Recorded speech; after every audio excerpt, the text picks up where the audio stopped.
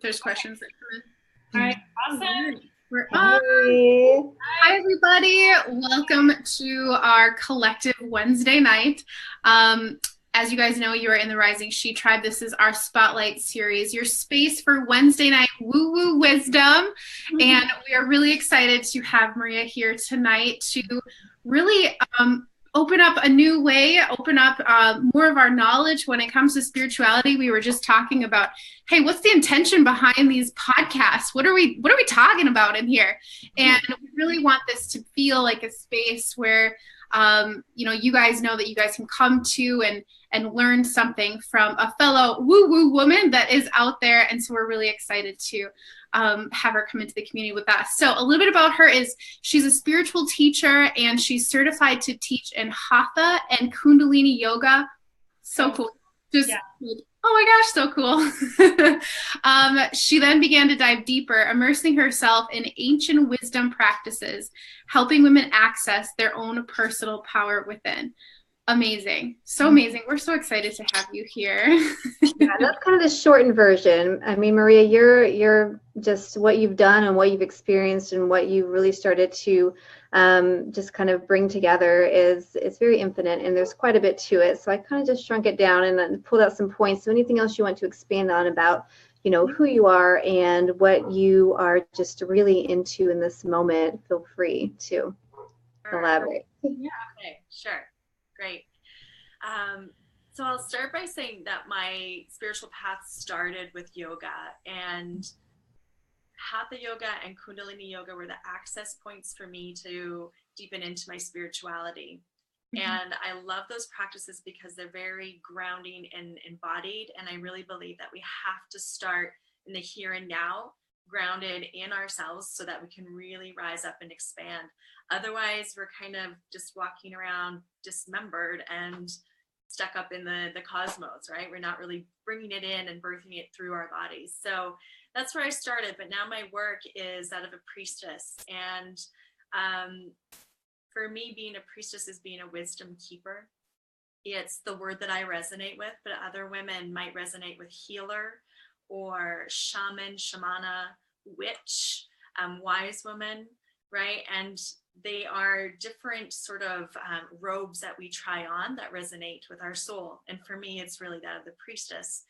And so for me, that path is coming from the yogic tradition of being really embodied and grounded in the here and now, and then able to have that solid container to do what I call the mystical and alchemical work, the energy work of really delving into our shadows so that we can strip off all the masks and the layers and be fully embodied and alive in this world. That's a little bit more. That was way better than. No, it's not better. It's just more. I love that you tied all of the labels that we try to put on ourselves together, and we have to see what fits right and what feels right, which is vibes well with what we're trying to represent and do in this lifetime that we're in. So it's beautiful. I love it. So we have this tradition where we ask everyone that comes on this same question. What do you love about being a woman? Yeah. Such a good question, because I think for me, being a woman has been really hard. I think there was this sort of innate shame that came with being a woman growing up. So part of my journey has been reclaiming being a woman and what it means. And for me, no one's asked me that. It's such a good question. When I really think of it, feel it, is the capacity to deeply feel this world and possibilities in this world, and to birth those possibilities through me. So not just the physical birth of having a child, even though that's an amazing gift to be able to go through that experience, but all the ways that I can move that through my body, if that makes sense. That's very good. And I think that's a thing that we've kind of brought up more and more is we are such natural creators as women. Like you said, we birth ideas and we birth, things that are ready to come about. And then we know how to nurture those things and how to nurture the earth back to the way we want it to be. So yeah, that is so beautiful.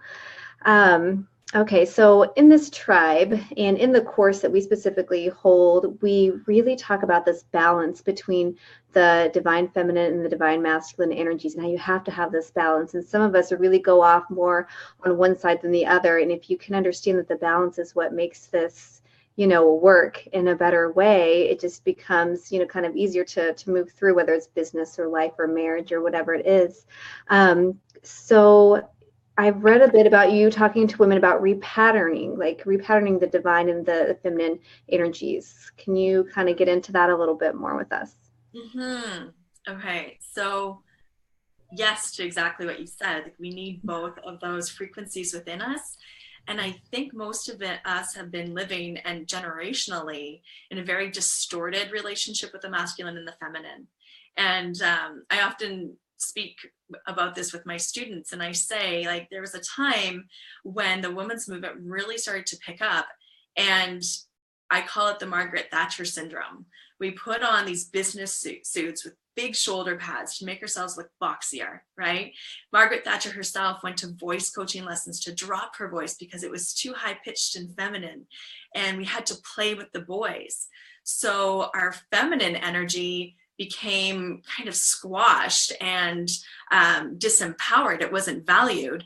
But the masculine energy that we then brought forth was kind of like angry and tough and like, I need to come into a place of power and overtake you. And that's not the true essence of the masculine. And so we've been running around in this place of, as women, having to do everything, and not because the men aren't there to also do the work, but because we think we have to in order to measure up and to be of value and to be of worth. And so I know for me personally, this has been an unlearning, if you will, or a relearning of how I interact with the masculine. So just even distilling it down to my relationship with my husband, we've been together, I think it's 19 or 20 years this Christmas. And I really had to let go of being in charge of everything. And that was hard, because then what does that mean for me? Who am I if I'm not the bossy go-to, person for everything? What we eat, our schedules, our routines, what we wear, how we parent. And when I start to let go of that, there's a real sense of not being in control. And letting go of the control is such a key piece to balancing these energies, because when we can start to let go of the control, we then fall into the lap of our feminine energy, which is trust, right? Where we can really hold space and allow the flow of both the energies to move through our lives. So down in the tangible with my husband, it comes down to, okay, well, how can I feel safe? How can I allow the masculine to hold me? How can I soften and let him step up without tearing him down? Because that's been my pattern. It's like, oh, nothing is good enough, right? Because I can't fully trust. Yeah. And so shifting those energies, there's no magical wand that we can wave, because it's going to be different for every single woman. But we have to start to peel those layers down and look at what is it that keeps us in those old frequencies and patterns of really butting heads. And what we both want, what we all want, is just to have that balance. We're longing for that. Can I dig like a little farther into that and just ask you, so what do you feel like is the best way to like hold space for a man, your husband, spouse, whatever, to really start rising up his divine feminine energy, for him to really get into this nurturing space and to feel safe letting emotions come up and things like that? Like, if you and your husband experienced that contrast with him too? Yeah, just a little bit. Yeah, we go to therapy weekly, so we're always working on this. Yes. And what's really amazing now that we've been doing this, because before I was doing it on my own. Mm-hmm. I thought, okay, I just need to back off from him. And if I soften and I give him a chance to step into his role, then he's just going to naturally do it. That's what I'd been coached to by some people. And it's like, shit, why isn't this working? Right? Yeah. Like, I'm just off now. I'm just on his own path. He's on his own journey. Yeah, that's right. Exactly. That's what I've been told a lot. I mean, it's like, well, if you lead, he'll follow. And I'm like, okay. So, like, where are you at? But he's not following. He's not following. What am I supposed to do now? This is it, right? And so it's come down to really good, clear conversation, communication between us. And some friends of mine did a beautiful offering a while back, Remembering Divine Union, and they had all these great interviews around what it means, the masculine and the feminine. And he and I sat down and watched some of these together. And he said, like, wow, it's so great to actually understand this language, to understand these energies and these concepts. It's like, here I've been off doing this thing, but not really bringing him into it. And then being mad that he's not just following. Well, right? So I had to come to a place of really having these tough conversations, which really then got real. It's like, okay, well, if you want me to step up, then you need to back off. But even in not just with words, but also energetically, it's like, how can I soften and allow him to make mistakes, to do it his own way even, right? It's like, okay, you're going to take over the dishes. That's great, but it has to look this way. Like, that doesn't work. Yeah. I'm still like, I'm just being controlling still. So it's really just giving him free reign and permission to be on his own journey. And I think that can be really scary, because there's a place where we don't trust the masculine, even within ourselves, right? Mm-hmm. And so having those conversations really, really key. And what's happened, this is just so amazing. Like, it's been since March, I believe we've been really consciously doing this work together.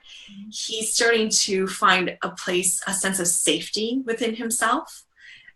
In our relationship, he's not scared of me anymore. He's willing to take those risks, because I'm not going to jump on him for not doing it right or not doing it my way. And so as this is where I lead, he follows, but in a really different way. As I back off really and truly and surrender him to his path, he's finding the confidence to be braver in our relationship. And that in turn makes me trust him more. Oh, he does have this. I can let go. I can back off. But it's hard for me. It's been so hard to let go. So I was about to say, that's the hardest freaking part, is letting go and then trusting that the whole world isn't going to fall apart because you let go of like the control. I'm on that little path right now. We're getting there. Yeah. And it does come down to us leading. It's just not maybe in the way we think, but when we can really surrender, it's the leading is in doing our own work around our relationship to the masculine and to the feminine. It's not the work of how I relate to my husband necessarily. It's my own inner relationship with it. Yeah. Why do I feel scared? What is the conditioning? What are the stories that live inside? Yes, I ask myself that constantly. I know when I'm saying it out loud and I'm being controlling, I'm like, what am I so, like, I'm sitting there having this big conversation with myself. Like, what are you so afraid of? What are you so afraid of? And yeah. It's a good process though. It's nice when you recognize it. And when we realize it's not just about them, it's about us really finding that space to let go and trust and letting them step up on their journey. My husband even said, he's like, just let me be and let me figure it out. And I'm like, that's hard, but okay. So yeah, I think that's beautiful. Yeah. And it's so interesting. Like when you really delve into the masculine and the feminine, at a certain point, we hold the same roles, right? Mm-hmm. The masculine can really stand up and hold space for the feminine to flow, but then the feminine can be that deep, soft womb, right? That can hold the space for the man to be vulnerable and to rise. And so at the end of the day, we're doing the same for each other, and we're looking for that space, that soft place to land, that we can fully trust. And we haven't been in right relationship with one another and like the masculine feminine for thousands of years. Yes. Is it okay if I ask another question outside of our yes, go for it. So how, by the way, having so many aha moments as you're talking over here, because it's actually something the three of us have been talking about today as business owners, and the triangle that we are and the energy that we hold between the three of us. Some of us we can go really masculine, we bring it back to feminine. It's kind of like this always energetic flow between the three of us, and it changes. Mm-hmm. And when someone gets a little too far out, we call them back in. So I want to ask you, when it comes to being a business owner, there's fellow entrepreneurs in this group too, women entrepreneurs. How do you balance yourself? Is there something that you come to in your practice, in maybe when you start to stretch out a little too far, to bring it back? Is there any tips on that? For me, because I was so masculine oriented in my energy, I went way over to like the feminine, which was almost then too yin like. It's like, okay, nothing's actually happening now. So my balance now is to create a really structured container that has flexibility. So when I get up in the morning after the kids have gone to school, that's my time to sit down at my altar and do my ritual, which may not be the same thing every day. But I start off with that practice, which for me includes working with oracle cards, doing some meditation, doing some movement, sometimes some writing, depending what I need. And then allowing myself the flexibility to then tend to what I need to during the day. But I find that, like, if I get too regimented, then I just want to rebel against it, right? Then I'm going to go watch Netflix or something instead of actually showing up.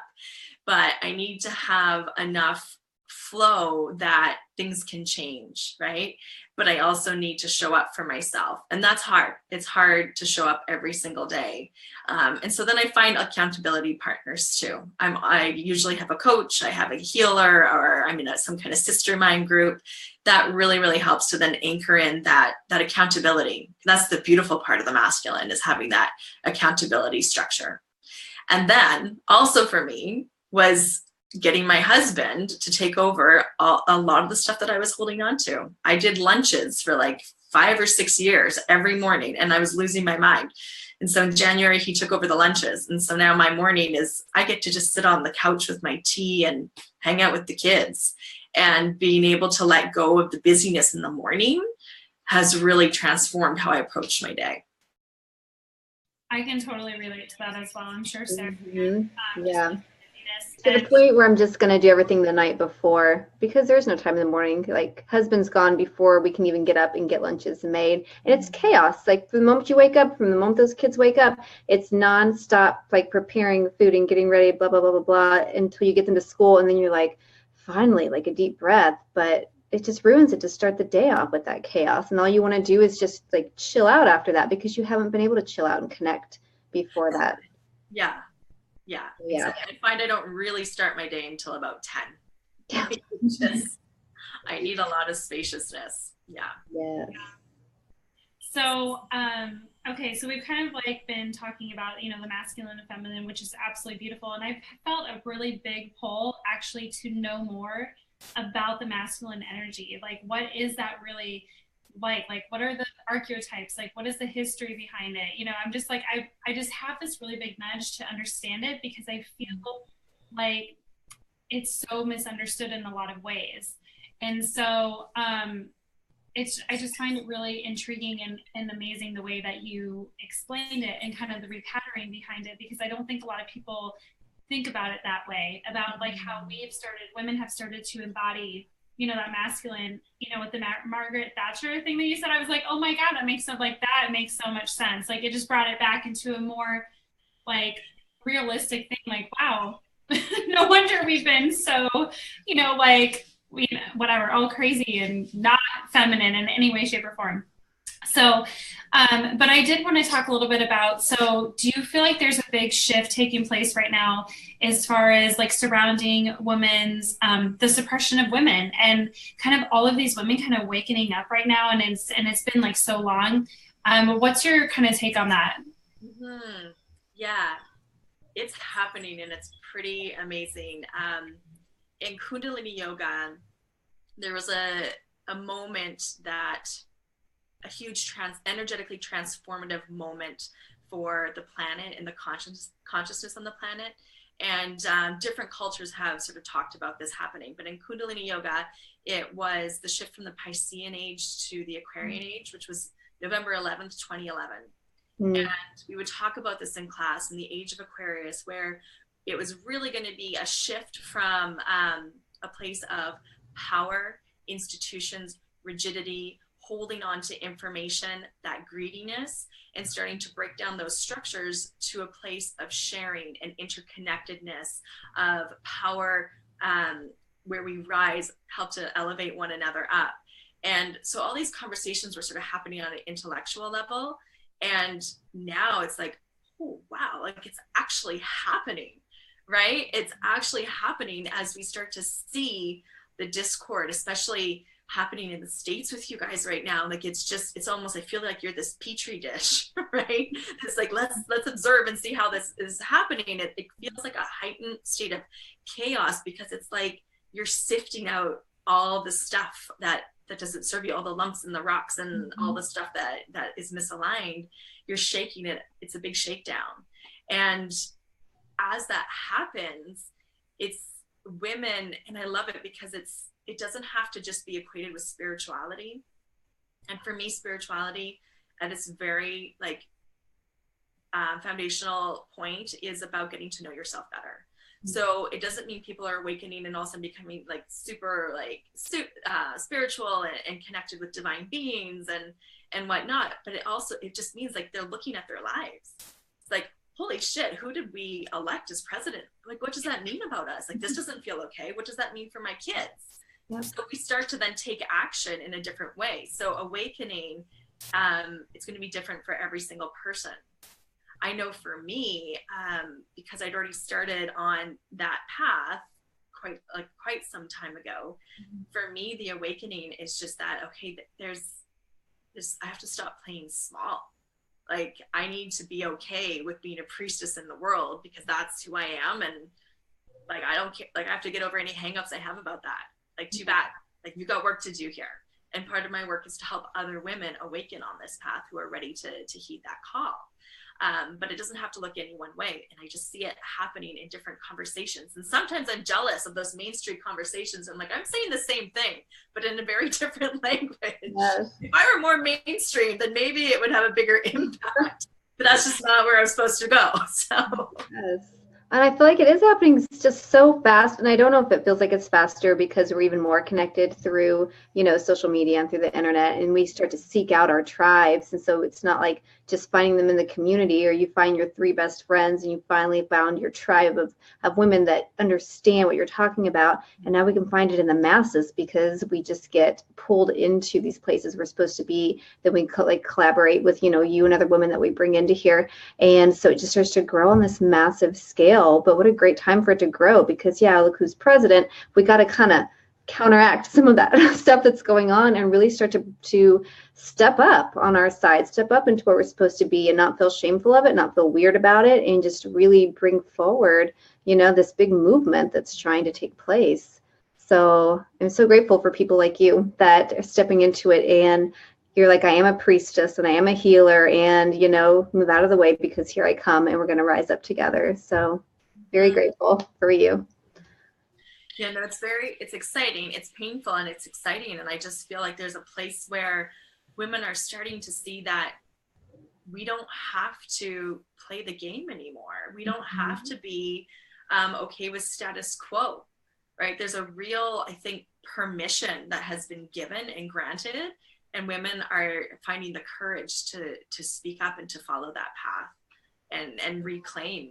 That your first question, what do you love about being a woman? Like, women can actually start to feel into that and honor and celebrate what it means to be a woman, rather than sink into the shame and the hushed voices. Let's not talk about that. That shouldn't be in the public. That's just the way it's always been. That kind of mentality. It's really starting to fall apart. Yeah, thank goodness.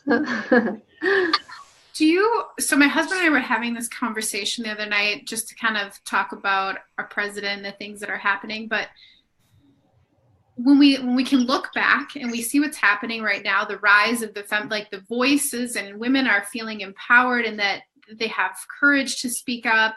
But it's almost like, as awful as it is, you guys know how much I don't like Trump, but it's almost like he had to come in for this shift to happen.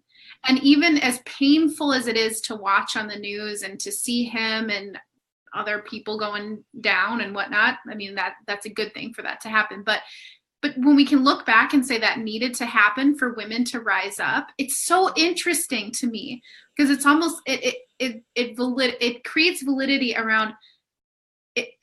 Everything happens for a reason, right? And without someone like him, I don't think it would have been as powerful and quickly as it's happening right now. Hopefully that all makes sense. It makes sense. And it makes me think of when I talk to people about working with the body's subtle energy systems, it's like the body is so wise and it's always trying to come back to homeostasis, to balance, right? Mm-hmm. And the whole universe is organized around, you know, finding that balance point where everything is interconnected and flowing within together. And so if you don't listen, when something is out of alignment, if you don't listen, it gets a little bit louder, and in the body a little bit louder. And then if you're still not listening, it might start to manifest as like a disease. It might manifest as a tumor. And I don't believe in direct cause and effect necessarily. However, I feel like there's a place where if you're not listening, the body is going to make itself known. So the consciousness of humanity, the consciousness of the planet, it's the same thing. It's like, if we're not going to listen, the voice is just going to get louder and louder and louder. It's not because we've necessarily done anything wrong or bad. We're not being punished, but it's like, hey, over here, like, you're not listening. So, okay, we're going to get really loud now. And it's the same with Mother Nature. And again, I do believe that all things occur perfectly. And I don't believe in the direct cause and effect necessarily, but it's what you do with it, right? Because we could have had, I don't say I'm not in the States, but it's so tapped into what's going on in the States. I was going to say we elected Trump, but in the States, Trump was elected and nothing could have happened, right? It could have fallen flat. But it's, what are we going to do with this discomfort? And this time the discomfort is so strong that we're finally willing to do something about it. We're finally willing to listen. It's loud enough. I guess that's my point. Yes, so good. Yeah. For all those ladies that are watching right now, let us know how you're feeling about this too. Feel free to comment below and in the thread that's happening below this video. Mm-hmm. So I have another question for you. Throughout your teachings, you speak of liberating the inner wise woman. I love the word liberating. I think it's just, I think of like Woodstock and like, but when you think of, when you explain liberating the inner wise woman, could you elaborate a little bit on that too? Yeah. Those words I chose were very specific, very intentional, and come from a place of deep pain and feeling, not just within my own story, but it's related to my story, but also to what's happened to the feminine over the course of thousands of years. And there's a place where we were literally shackled. We were literally bound. We were literally beaten and killed for our innate feminine qualities, which is intuitive, healer, oracle, I said intuitive. But we moved in the world as wisdom keepers, right? In the matriarchal society, which wasn't necessarily balanced either, but in the matriarchal society, women were revered for being those who brought forth a life. We were celebrated. Our bodies were honored. There was no shame in sexuality. And then over the course of time, as patriarchy came in and the need to have power over came in, they had to quell the voice of the feminine. And to me, it's really that place of being imprisoned and shackled.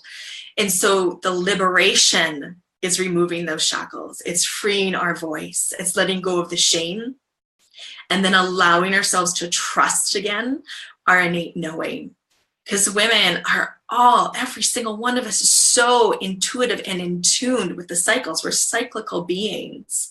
And men have this capacity as well, because we're both masculine and feminine. We have both of those energies within us. But there's something about a woman that is innately connected with birthing the entire cosmos, right? We are the dreamers, and we are the conduits to bring forth the subtle into the physical. And that was taken away from us, and we turned against each other.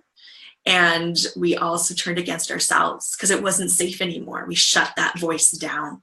And so liberation to me is, for me, and it's that journey of unbinding ourselves and being free once again. And I don't feel liberation and freedom are two very different words. It's through the process of liberating ourselves that we find freedom. Oh my gosh, I absolutely love that.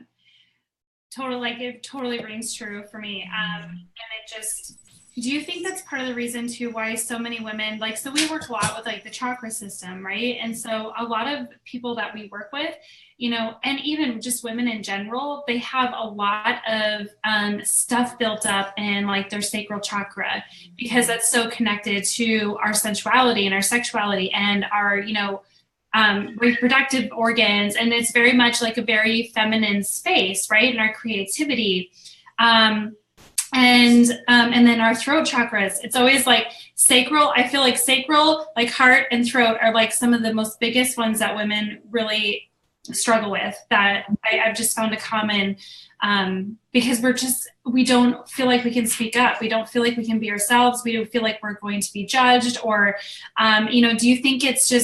do you think that's changing though? Do you think that with these awakenings, with so many women kind of stepping back into their divine power and finding that connection again, do you feel like that is going to be very much changing over the next, couple years? I feel a shift, but how quickly do you think that's going to happen?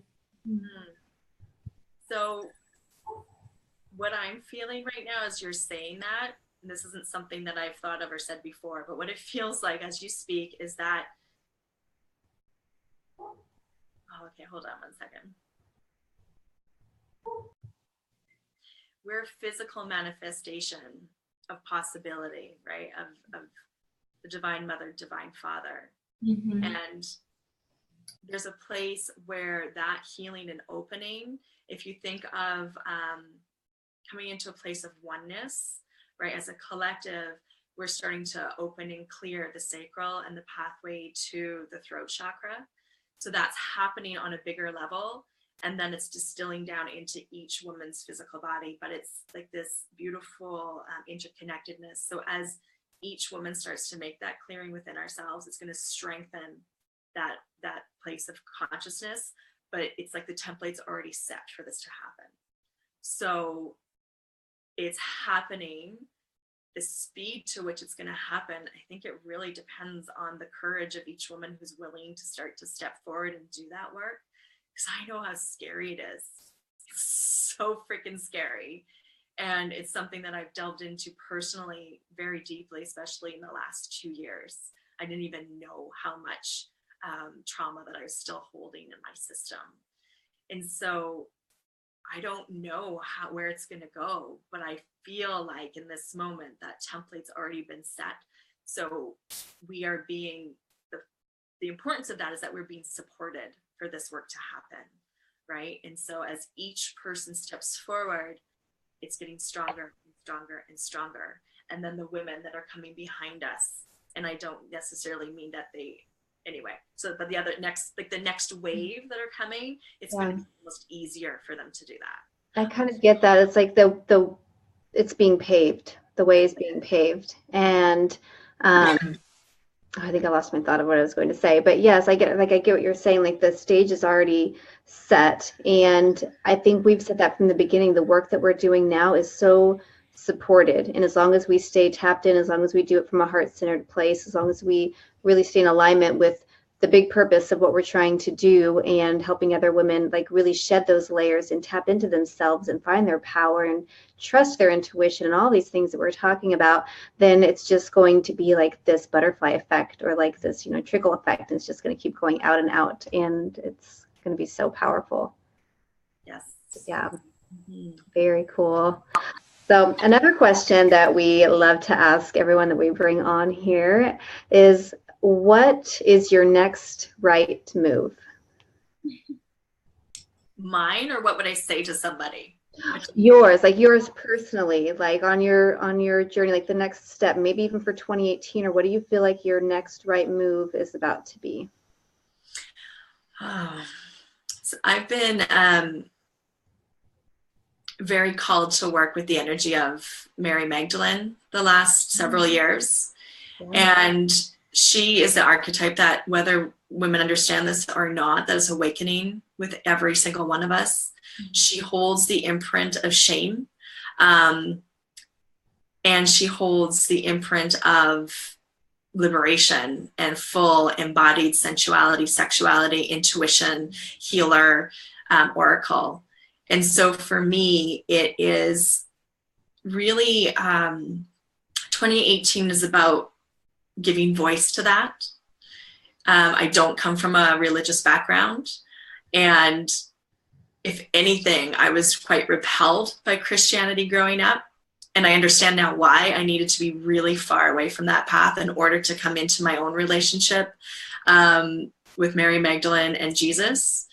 And it's even hard for me to still speak of them in this way in a public forum, because it's like, what's the judgment? What are the misperceptions? So for me, it's being able to speak more about the Christ and Magdalene consciousness that's coming in and helping us to move through this new phase of our consciousness. So for me, that looks like, I guess right now, saying that out loud. Yeah. But in the new year, I'll be working, already in the works is a retreat where I'll be inviting 13 women to join me in the south of France to do a spiritual pilgrimage with the Magdalene.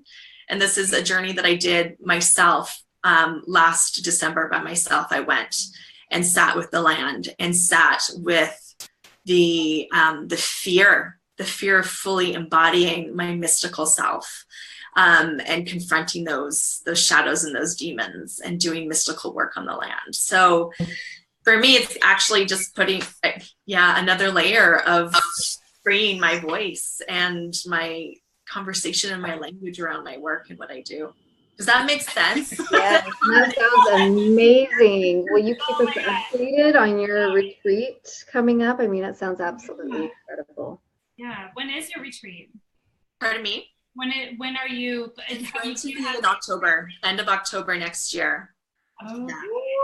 Yeah. We've been I don't know if you've seen this, but they have just, I don't know who they are, have just made a movie on Mary Magdalene that comes out in March. Oh. And I'll put the link to the trailer in the group here. I've watched the trailer about 50 times already. I haven't seen and I this. cry every So time. interested. Oh, wow. The last words she shares, "I will not be silenced, I will be heard." That's the chills. I like really deeply, I resonate so much with that part of your journey of pulling away from Christianity, pulling away from organized religion, and to where the words God and Jesus were huge trigger words for me. I couldn't say them comfortably. I took a weird offense to them. I shut those words out because of what I thought they represented. And now I've finally come full circle and I embody those words, and I see, Jesus as a, descended master and somebody that's here as a healer, and see him as like this beautiful spirit entity. And I see God as this big collective. And it's like, and when other people have their own perception of what that is, I don't feel like I have to defend my version of it anymore. Like, it's this big shift that's taken place. But yeah, like I definitely like coming forward and saying, God and Jesus, and even having those terms in front of my husband, because we were both in that same space for so long where we're like, no, screw you, organized religion, And so it is a big shift that takes place. And I think that's, just beautiful to let it just all come together as one and see it from just a good point of view. So yeah. Very cool.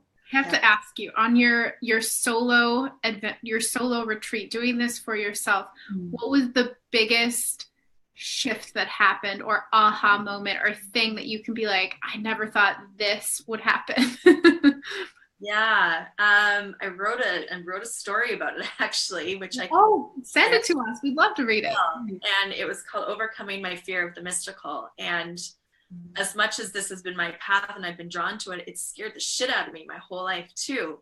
And there's a place that I felt like I was literally going to die.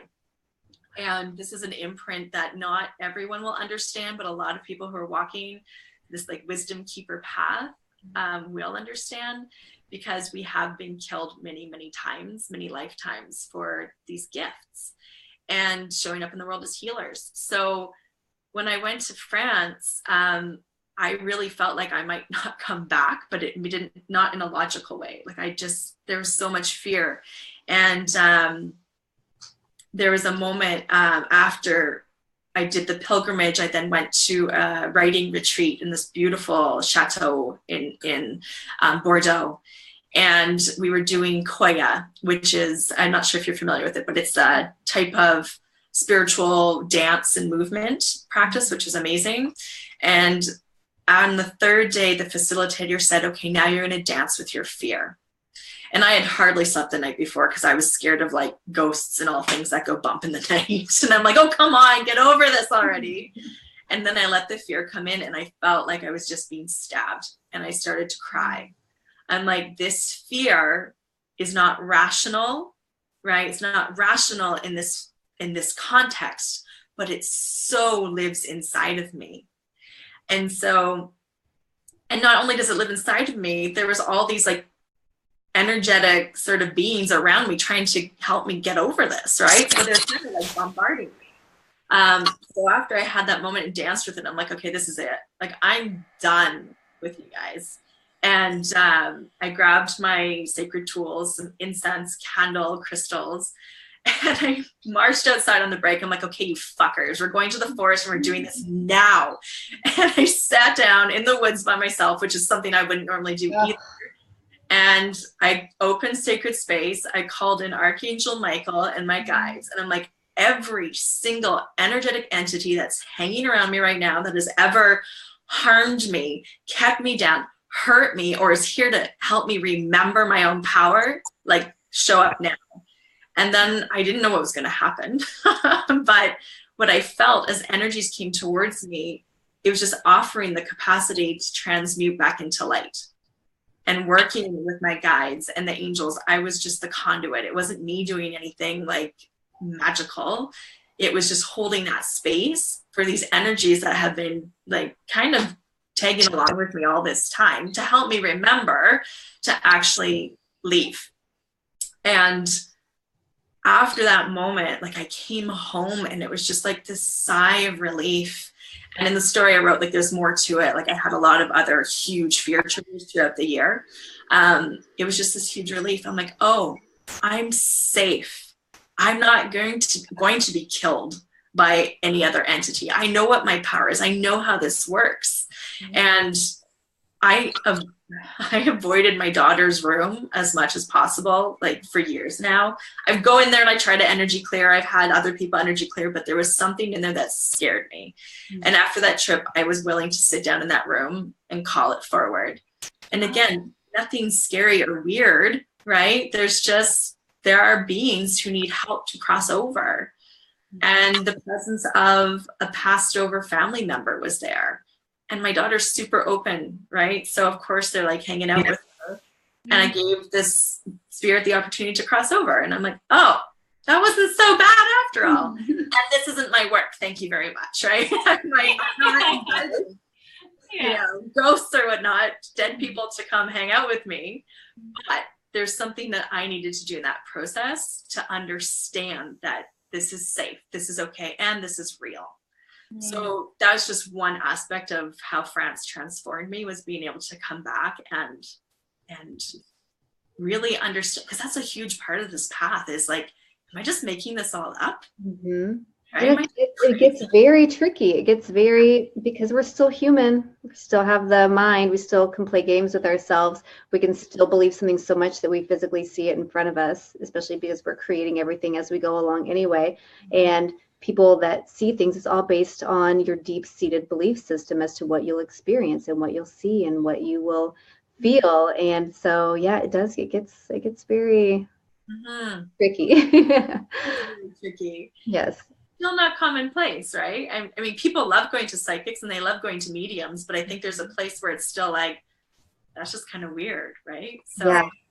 it's hard. Well, for me growing up, it was weird. There's no context for any of what I do. So I think we start to think of it as normal because we surround ourselves massively by like psychics and intuitives and healers and empaths. And so then when we go and talk about this to like regular people, like they look at us like we have 5 heads and we're like, oh, we're not in our circle anymore. Never mind. I'll go talk about it somewhere else. Yeah, but I have the hardest time like explaining, because people ask me, you know, like, well, yeah, you have an online, so what is your business about? And I'm like, well, you know, like trying to explain it to them. When you do explain it, sometimes they're just like, oh, that's so interesting. Yeah. Just leave it. No, never mind. Yeah. Though I have found that I don't give people enough credit, right? I kind of assume that they're going to think it's weird, or they're not going to get it, or they're whatever. And so sometimes I sell myself short because of it, right? Or I don't open myself up to the opportunity to get into even to educate somebody. And I find actually more people are more open than I allow them to be. I can see that. Yeah. I do too. I can see that too. Yeah, because I've had some really interesting conversation through my travels the last 6 months. I always seem to meet people like randomly on my planes, you know, when I'm flying. But we always get into these really deep, like spiritual, like conversations, because they always ask me what I do, and then we kind of go into it. And it's always like a learning opportunity, and it's always like a big shift that happens when we have these conversations. And so it is true. I think sometimes we just don't give people enough credit, or it's the fear of being judged. I think too, for me, that still kind of comes up. You know, just from all of that past, you know, stuff that we've been holding on to for so long. Yeah, exactly. Absolutely. Yeah. All right. So, well, we want to thank you so much for joining us. Honestly, it's been an absolute pleasure. So much fun. So much fun. Like I've learned so much, and I can feel your soul and your spirit from here. And it was just, I've been tingling like this whole time. You have such a beautiful, beautiful energy about you. So I'm so glad that we crossed paths. But I just want to let our tribe know, or, you know, if you could tell us where our tribe can find you, get in touch with you, you know, kind of share that stuff with them. Yeah, so my website's mariakurylo.com. I can put that in the comments so you don't have to figure out how to spell it. And I also have an online Facebook group called the Mystical Collective. And my Facebook page, I can link up to that as well. Yeah, that would be great. Yeah. And do you have anything coming up? Do you do like one-on-ones? Like, what does your work look like? So things are condensing for the new year, which feels really good. A little more masculine structure to my work. And I have 4 primary offerings. So I'm still doing my one-on-one sessions with women where we work to shift those old patterns and stories and to awaken that inner wisdom keeper. And then every month, every new moon, I have an online, what's called an energetic activation. And so we come together on Zoom and live or recorded, where we work with a specific theme to do some deep energy work. And it's primarily channeled, but grounded in Eden energy medicine, which is the modality I was trained in. And so that's going to be turning into a membership program in the new year, which I'm excited for. And then in April, looking forward to launching Mystery School for Wisdom Keepers. Ooh, nice. So, yeah, I'm really excited to do that. Oh my gosh, that sounds awesome. And then France. If anyone oh my God. I want to know the details of that, because honestly, that really, like, I felt like this huge tug when you're talking about that. And I was like, okay, I need to know the details on this retreat. Yes, please. Absolutely amazing. And a lot of work that, like, I've been wanting to do on my own. And it's hard to find. It's really hard to find, like, I think those one things that you're like, yes, I need that. Like, that is what my next step is.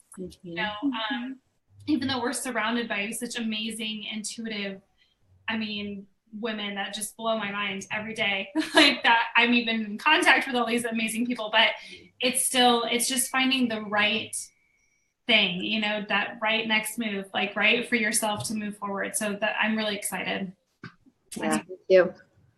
So good. Yeah, there's something very powerful about connecting with the land. It's like the land doesn't forget, the land remembers, but the land also transmutes our pain into that empowered place. So I have a lot of connections with nature, and so yeah, I totally like Archangel Ariel likes to hang out with me apparently, and she's very much connected with nature, and yeah, so I think it would be really awesome. I'm really excited about that. Yeah. Cool. Well, we're going to cap it off here tonight, ladies. And so I think that was amazing. So amazing. Yeah. Thank you for. I mean, I think we could all listen to you talk for hours. Yeah. I know. I love these conversations. So thank you for creating this. Of course. It's amazing. And for everyone that tuned in, again, our weekly Wednesday night woo-woo wisdom from a woman across the world, all the way in Canada. So thank you again for being here, and we will see you guys again next week. So thank you. Have a wonderful night. Good night. Thank you. Good night. Bye.